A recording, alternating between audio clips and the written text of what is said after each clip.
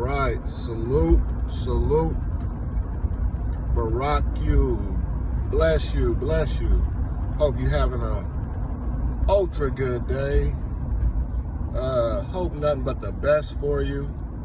Have nothing but good words for you. And this morning, I'm coming in, making a quick video. Yeah, it is the morning. You're like, Pastor, why are you wearing glasses in the morning time? As you can see, the sun is out a little bit. It's about 7:30 in the morning. I got a headache. I tell you what, I got a headache. I've had a knot in my neck. I gotta hit the masseuse. It's been a while. But I'm gonna hit that gym good and hard today. That ain't gonna stop me, you know what I mean? Rain, sleet, or snow, coughing, sneezing, headache. You know, as long as it ain't nothing too bad that got me just stretched out, laying on the bed where I'm hurting that bad, I'm in the gym. There's no excuse. People say, I ain't got no gym clothes. I'll work out in my work clothes. Straight up. I'll work out in a pair of jeans and a t-shirt. You better believe it. There ain't no excuse. There's no excuses. You don't do it because you don't want to. But guess what? You're going to get beat by somebody like me who does it when they don't want to. And they do it when they want to. You understand that? You have to, and I'm not saying that to brag. I'm not saying that to boast. But you know that old saying in the world that hard work beats talent when talent doesn't work hard? Yeah. You know, I've slid by with that saying sometimes. On both ends. On both ends. For an example, I was a pretty good basketball player back in my day. And football on top of that.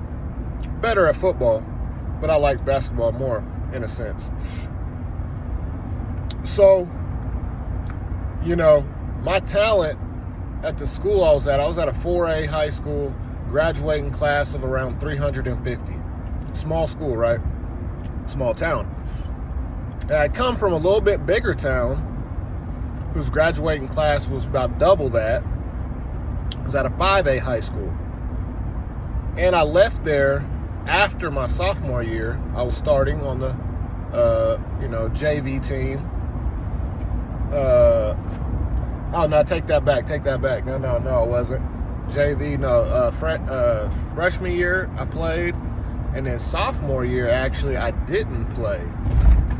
I didn't play basketball my sophomore year of high school. I actually ran track and did weight training. But nonetheless, regard all that, saying is, at my school, my talent alone excelled me.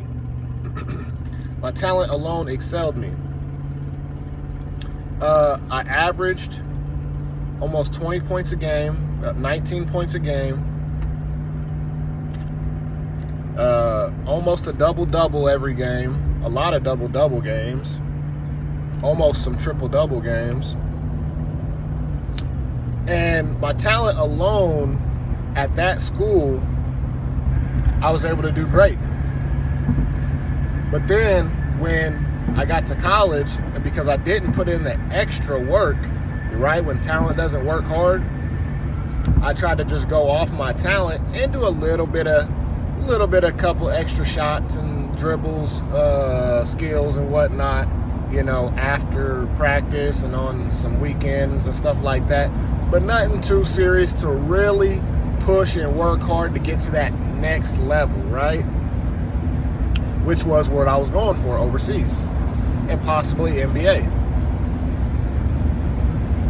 So I got beat in college. We played bigger schools in college, and I wasn't able to do as great.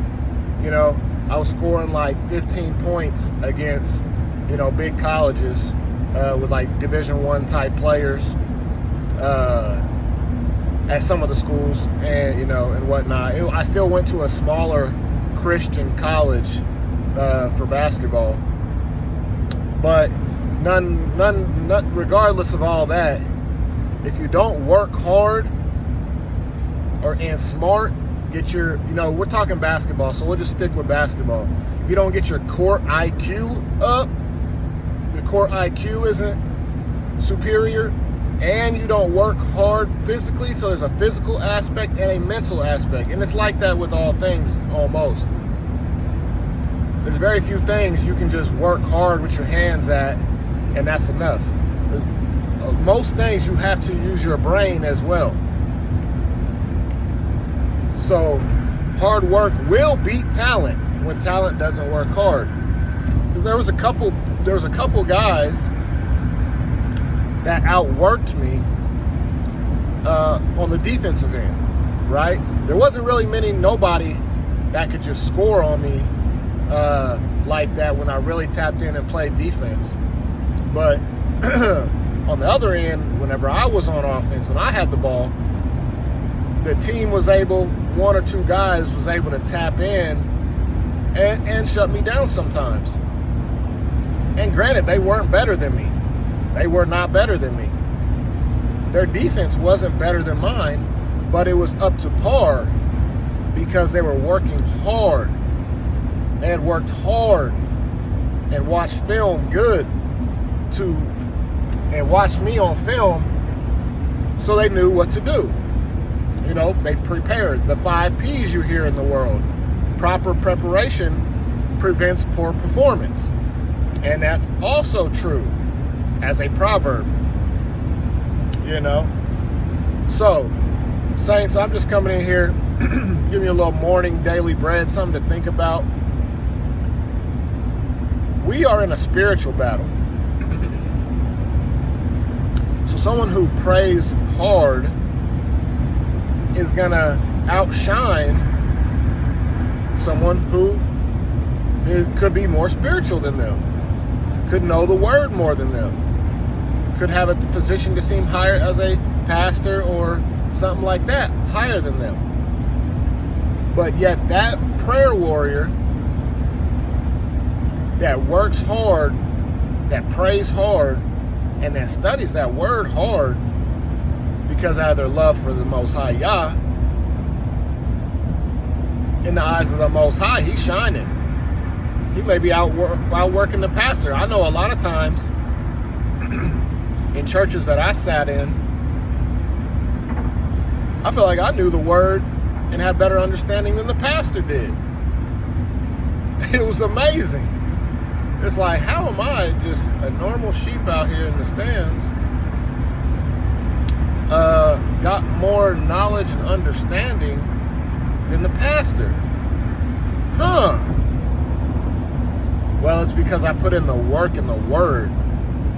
I daily in the word, reading the word. Every spare moment I had, I was in the word. You remember how that was when you first came into faith? And I'm talking about first couple years, right? So I was probably still on milk, but yet I think I switched to the meat pretty quickly. Most High Yah really hit me with doctrine, and I was really big into doctrine. I would always look and study the doctrine and the teaching, and a lot of these pastors at these churches, they don't focus on doctrine. They don't focus on doctrine. They focus on just a salvation type preaching. They're going to preach to you Jesus died on the third and rose on the third day for your sins. Jesus is the only way. Baptism. Most of them are doing that. Some are starting to fall away from that. But such things, stories, to give you one or two scriptures and then just tell you stories. But no, we hit hard on doctrine, because over in Acts it said they stayed steadfast in the apostles' doctrine, in a fellowship, and a breaking of bread, and in prayers. But today, I know I'm about to switch kind of here. Today, nobody wants to be together. No one wants to be together. Hebrews 10:25, do not forsake the assembling of yourselves together, as the manner of some is. Right? In Egypt, we came out of Egypt together. When we went into slavery together. But now every black man, so-called Hebrew Israelite, from the tribe of Jacob, the seed of Jacob, sorry. I have to correct that or else people are going to think I don't know what I'm talking about. It's so funny. You say one word, you slip and put one word in front of the other word, and boy, you're a false prophet. They come at you quick. False prophet, false teacher. See what he said? See? But they don't listen to the whole video. As soon as they hear a little clip, bam, they got you. They think. But oh well. So, excuse me. Let me take a drink of this coffee.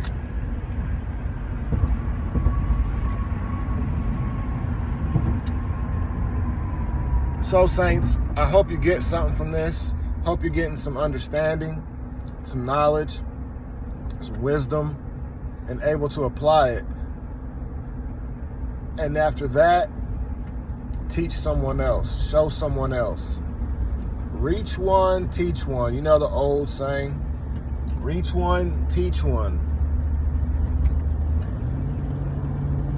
You know, don't faint if nobody is listening to you, especially when you're speaking truth. Don't faint and don't cower back when you know you have been called by the Most High Yah to bring a message and it don't seem like nobody's hearing it. You don't have any followers or you have very few. Just know this, the prophet Jeremiah, the scholars look at his work very thoroughly and have come to a conclusion that the prophet Jeremiah had 0 or maybe 1 convert during his whole ministry. During all his proclamation of the word of God, or the word of the Most High Yah, or Yahweh, or Yahweh, who was a direct messenger of him, to think that people weren't just coming up to him and like, yeah, you got it. You're telling us of God. You're telling us we believe you. We're repenting. We're gonna follow the instruction. We're gonna follow what you say. You would think that's what would happen, and he's a man of God, right? It doesn't happen like that. Look at Noah. Although he had a far out word was saying it's going to rain and they had never seen rain, they had kind of a valid reason to not listen or to be in doubt. Although there was how many people saved on that ark? 8. Because what? The righteous man Noah. Tell me when this feminist movement, y'all women, you know what I mean? I don't want to come down on y'all, and I'm not trying to come down on y'all, because the good, holy women, the righteous, upright women, the women who have good conservative values and good morals to them still, which is hard to find these days, just gonna be straight up, they ain't gonna have a problem with what I'm about to say. But a lot of the Jezebels, a lot of the loud mouth, loud talking, no thinking, no listening type women who want to rule, dominate, be equal to, are finna have a fit with this one. Okay. Tell me when in the history of the world or in the history of the scriptures did the Most High God save the world through a woman? or for the sake of a woman's righteousness.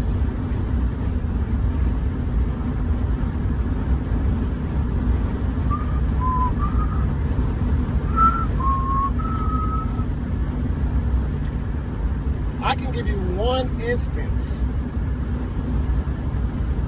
Oh, there's many instances where women did righteous things, did righteous deeds. I'm not saying that.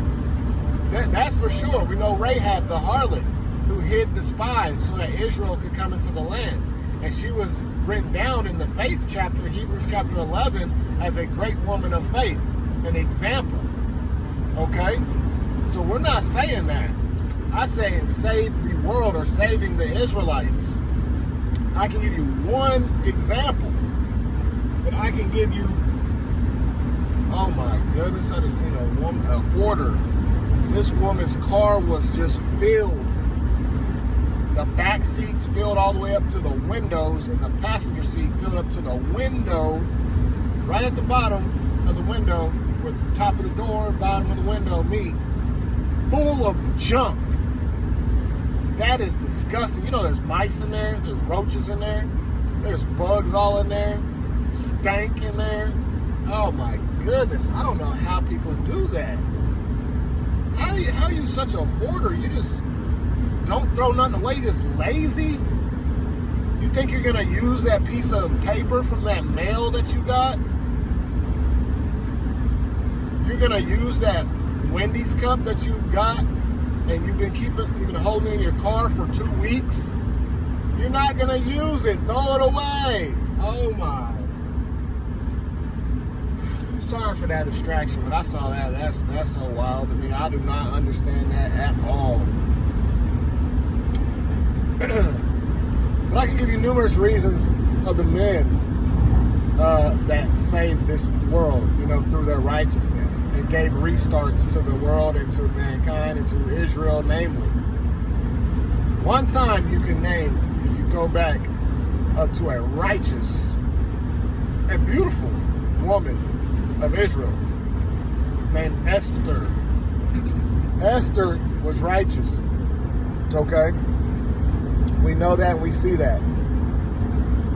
So at the end of the day, saints, I love you. I salute you.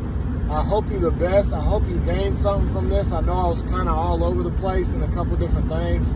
But I hope you was able to follow and get my point, get my perspective, hear my intention and my heart.